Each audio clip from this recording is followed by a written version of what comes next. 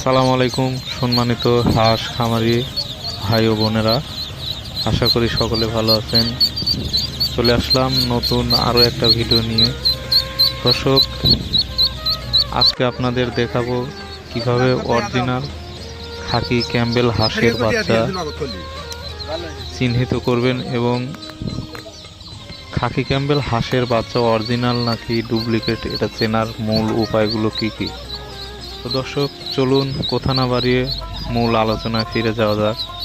দর্শক, দেখতেই পাচ্ছেন এখানে খাকি ক্যাম্বেল হাঁসের বাচ্চা এবং বেলজিয়াম হাঁসের বাচ্চা এবং পিকিং স্টার হাঁসের বাচ্চা গুনে এবং চিহ্নিত করে দেওয়া হচ্ছে।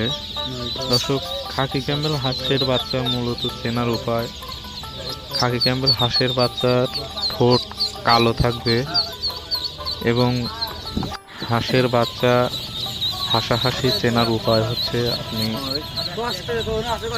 বাচ্চাকে ধরে টিপি দিলে এর সাউন্ড বুঝে চেক করা যায়।